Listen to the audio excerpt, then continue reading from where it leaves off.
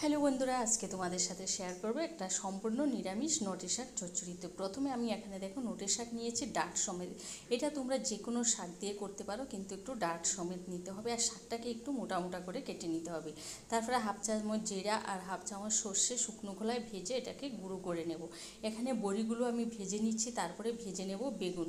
এবার ওই বেগুনটা ভেজে নেওয়ার পর ওই বেগুন ভাজা তেলে আমি দিয়ে দেব পাঁচফোড়ন আর দুটো শুকনো লঙ্কা। এবার শুকনো লঙ্কা আর পাঁচফোড়ন 30 সেকেন্ড ভেজে নেব, সুন্দর একটা ফ্লেভার আসা পর্যন্ত। তারপরে 1 চা চামচ আদা দিয়ে আদাটাকেও আমি 1 মিনিটের মতো ভেজে নেব, আচ্ছা আদা থেকে কাঁচা গন্ধ যাওয়া পর্যন্ত। তারপরে কুমড়ো আলু দিয়ে আরও 4 থেকে 5 মিনিট ভেজে নিয়ে দিয়ে দিচ্ছি হলুদ গুঁড়া, নুন আর কাশ্মীরি লঙ্কার গুঁড়ো। এগুলো দিয়ে 2 থেকে 3 মিনিট ভেজে নিয়েছি। ভেজে নেওয়ার পর তারপরে দিয়ে দিচ্ছি শাকটা তখন দেবো যখন আলুটা 50% সেদ্ধ হয়ে যাবে।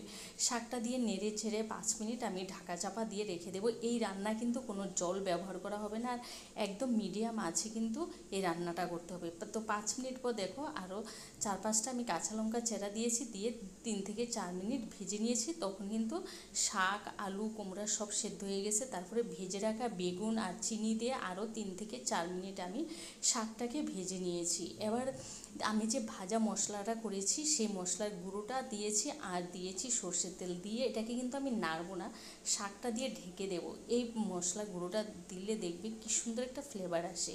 তারপরে দিয়েছি ভেজে রাখা বড়ি দিয়ে এবার সম্পূর্ণগুলোকে আবার ভালো করে মিশিয়ে নেব। বড়িটা আমি দিয়েছি ভেজে রাখা যে মশলাটা দিয়েছি সেটা দেওয়ার পরে দিয়ে তারপরে ভালো করে মিশিয়ে নিয়েছি তার 4 থেকে 5 মিনিট। এবার নামানোর আগে দিয়েছি ভাজা পোস্ত 1 চা চামচ দিয়ে আরও 1 থেকে 2 মিনিট ভালো করে ভেজে নিয়েছি। তো শাকটা কিন্তু পুরোপুরি তৈরি। নিরামিষ দিনে এমনকি প্রথম পাতে তোমরা এই শাকটা রান্না করে খেয়ে দেখতে পারো, খুবই সুস্বাদু এই নোটে শাক চচ্চড়িটা।